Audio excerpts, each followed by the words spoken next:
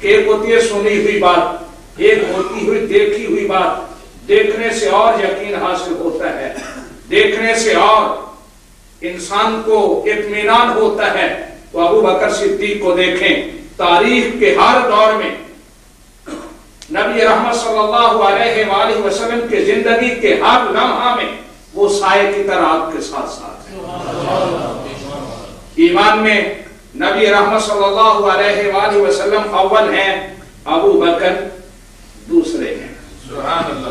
دعوت و تبلیغ میں ابو بکر دوسرے ہیں اور نبی رحمت صلی اللہ علیہ وآلہ وسلم پہلے ہیں۔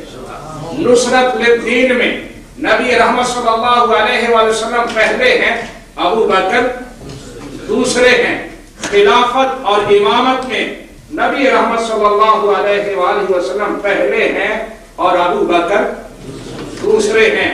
روضہ رسول میں نبی رحمت صلی اللہ علیہ وآلہ وسلم پہلے ہیں اور ابو بکر دوسرے ہیں۔ یہ قرب ہے حضرت ابو بکر صدیق رضی اللہ تعالی عنہ کو نبی کریم صلی اللہ علیہ وآلہ وسلم کی بارگاہ میں۔ برادران اسلام، سیدنا ابو بکر صدیق رضی اللہ تعالی عنہ کی شخصیت، آپ کے فضائل و مناقب، آپ کی سیرت و کردار ایک متنوع مضمون ہے۔ کئی حوالوں سے کئی تقریریں اس پر ہو سکتی ہیں، کئی کتابیں لکھی گئی ہیں، لیکن میں اس وقت جس حوالے سے بات کرنا چاہتا ہوں اسے ایک جملے میں اگر کہنا چاہوں تو یوں کہ ابو بکر صدیق رضی اللہ تعالی عنہ فنا فی الرسول تھے۔ ابو بکر فنا فی الرسول تھے، انہوں نے اپنے مزاج کو مزاج نبوت میں ڈھال لیا تھا۔ ان کی عادات وہی تھیں جو نبی رحمت صلی اللہ علیہ وآلہ وسلم کی تھیں۔ وہ صورت اور سیرت میں نبی رحمت صلی اللہ علیہ وآلہ وسلم کا عکس جمیل نظر آتے تھے۔ اور آپ پڑھتے رہتے ہیں، سنتے ہیں۔ ابھی علامہ غزالی صاحب کہہ رہے تھے تو کوئی بھی بات کرنے لگے تو اس کہتے ہیں یہ تو پہلے ہی ہمیں پتا ہے، آپ کو پتا ہے کہ نبی رحمت صلی اللہ علیہ وآلہ وسلم جب ہجرت کرتے ہیں ابو بکر صدیق ساتھ ہیں۔ جب مدینہ پہنچتے ہیں تو اہل مدینہ پہچان نہیں سکتے کہ آقا کون ہے اور غلام کون ہے۔ انہوں نے نبی کریم صلی اللہ علیہ وآلہ وسلم کی زیارت پہلے کی تھی، جانتے تھے، لیکن اس کے باوجود غلام پر اتنا رنگ چڑھ گیا تھا کہ اہل مدینہ پہچان نہیں سکتے۔ حضرت ابوبکر صدیق رضی اللہ تعالیٰ عنہ کیا کرتے ہیں؟ اپنا امامہ اتار کے اس کے ساتھ نبی کریم صلی اللہ علیہ وسلم کے سر پر سائبان بنا لیتے ہیں تاکہ لوگوں کو پتا چل جائے کہ غلام کون ہے اور آقا کون ہے۔ سیرت و صورت میں عکس جمیل ہیں اور حضرت ابوبکر صدیق رضی اللہ تعالی عنہ نے اپنی محبت اور اپنی عداوت کا معیار ذات رسول کو بنا لیا ہے۔ جو نبی کریم صلی اللہ علیہ وآلہ وسلم کا غلام ہے وہ انہیں محبوب ہے، وہ چاہے حبش کا بلال ہو، وہ روم کا صہیب ہو یا فارس کا سلمان ہو۔ اور جو نبی رحمت صلی اللہ علیہ وآلہ وسلم کا دشمن ہے وہ ان کا دشمن ہے، چاہے وہ ان کا سادہ بیٹا عبد الرحمن ہی کیوں نہ ہو۔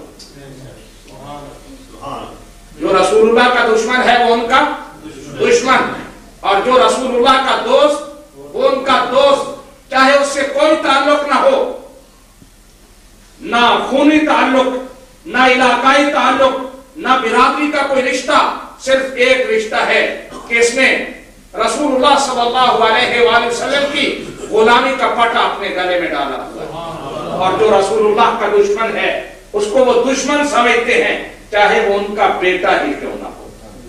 اور پھر میں کہوں گا کہ آپ پڑھتے ہیں، جانتے ہیں کہ حضرت ابوبکر صدیق رضی اللہ تعالی عنہ غزوہ بدر میں تشریف لے جاتے ہیں تو ایک طرف ابو بکر ہیں، دوسری طرف ان کا بیٹا تلوار لے کے آیا ہوا ہے۔ و تعالی مسلمانوں کو فتح عطا فرماتا ہے، پھر وقت آتا ہے اللہ تبارک و تعالی عبد الرحمن بن ابی بکر کو بھی توفیق عطا فرماتا ہے، ہدایت دیتا ہے، وہ بھی مسلمان ہو جاتے ہیں۔ باپ بیٹا بیٹھے ہیں، بات ہو رہی ہے غزوہ بدر کی۔ بیٹا کہتا ہے کہ ابا جان، غزوہ بدر کے موقع پر کئی دفعہ آپ میری تلوار کی زد میں آئے، اگر میں وار کرتا تو آپ کو قتل کر دیتا، لیکن میں نے سوچا کہ باپ ہے، شفقت فطری باپ کا وہ رشتہ میرے ذہن میں آ گیا۔ حضرت ابوبکر صدیق رضی اللہ تعالی عنہ نے بڑے جذباتی لہجے میں کہا کہ بیٹے، اگر تو میرے سامنے آ جاتا تو میں یہ نہ دیکھتا کہ یہ میرا بیٹا ہے، میں یہ دیکھتا کہ یہ میرے آقا کا دشمن ہے، میں تیرے جسم کے ٹکڑے ٹکڑے کر دیتا۔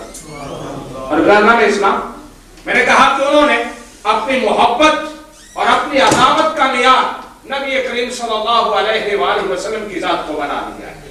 ایک طرف بیٹے کے ساتھ یہ بات ہے، دوسری طرف جو نبی کریم صلی اللہ علیہ وآلہ وسلم کا کلمہ پڑھ لیتا ہے وہ کمزور ہے، وہ غلام ہے، اس کا آقا، اس کا مالک جو کافر ہے وہ اس کو تکلیفیں دیتا ہے، ابو بکر سے وہ تکلیف برداشت نہیں ہوتی، بیٹے کا سر کاٹنے کے لیے تیار ہیں لیکن بلال کی تکلیف نہیں دیکھ سکتے، عامر بن فہیرہ کی تکلیف نہیں دیکھ سکتے، اپنا سرمایہ لگا کے ان کو خریدتے ہیں اور آزاد کر دیتے ہیں۔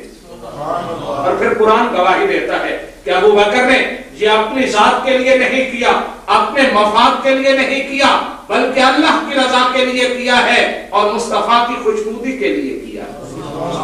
وَمَا لِأَحَدٍ عِندَهُ مِن نِعْمَةٍ تُجْزَىٰ إِلَّا ابْتِغَاءَ وَجْهِ رَبِّهِ الْأَعْلَىٰ کہ ابو بکر نے کسی احسان کا بدلہ چکانے کے لیے نہیں، بلال پر کوئی احسان کرنے کے لیے نہیں، بلکہ اللہ کی رضا حاصل کرنے کے لیے اور مصطفیٰ کی خوشنودی حاصل کرنے کے لیے یہ سب کچھ کیا ہے، اپنا پیسہ لگایا ہے۔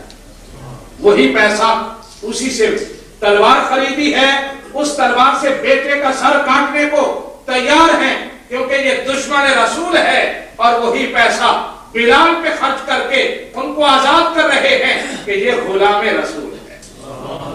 ابو بکر کو یہ گوارا نہ تھا کہ جس نے میرے آقا کی غلامی کا پٹا اپنے گلے میں ڈال لیا ہے، اس کے گلے میں کسی اور کی غلامی کا پٹا۔ برادران اسلام، میں نے کہا کہ وہ نبی رحمت صلی اللہ علیہ وآلہ وسلم کی صورت و سیرت کا عکس جمیل تھے۔ اب ایک اور بات آپ کی خدمت میں عرض کرنا چاہتا ہوں، بات یہ بھی آپ نے سنی ہوگی لیکن ایک نئے حوالے سے عرض کرنا چاہتا ہوں۔ آپ نے پڑھا ہے، سنا ہے کہ جب نبی کریم صلی اللہ علیہ وآلہ وسلم نے اعلان نبوت فرمایا، بلکہ جب آپ پر وحی نازل ہوئی غار حرا میں، تو پہلا تجربہ تھا آپ پر گھبراہٹ طاری ہو گئی، خوف طاری ہو گیا، کپ کپی طاری ہو گئی۔ اسی حالت میں گھر تشریف لائے، اپنی رفیقہ حیات ام المومنین حضرت خدیجۃ الکبریٰ رضی اللہ تعالی عنہ کو سارا واقعہ سنایا۔ حضرت خدیجۃ الکبریٰ نے وہاں کیا کہا تھا وہ الفاظ آپ کو یاد دلانا چاہتا ہوں اور تھوڑی سی آپ کو آپ کی توجہ چاہتا ہوں۔ انہوں نے کہا تھا کہ اے میرے آقا، آپ گھبرائیں نہیں، آپ ڈرے نہیں، آپ کی جان کو کوئی خطرہ نہیں، اس لیے کہ آپ کے اندر وہ صفات پائی جاتی ہیں، آپ کا کردار، آپ کا اخلاق ایسا ہے جو اللہ کو پسند ہے، جو اس دنیا کی ضرورت ہے۔ إِنَّكَ تَكْسِبُ الْمَعْدُومَ وَتَصِلُ الرِّحْمَ وَتَحْمِلُ الْكَلَّ وَتَقْرِي الضَّيْفَ وَتُعِينُ عَلَى مَصَائِبِ الْحَقِّ عَلَى نَوَائِبِ الْحَقِّ کہ آپ محروم لوگوں کو کما کے دیتے ہیں، آپ بے سہاروں کے سہارا بنتے ہیں، کمزوروں کے بوجھ اٹھاتے ہیں، آپ حق کے راستے میں تکلیفیں اٹھاتے ہیں، مہمان نوازی کرتے ہیں۔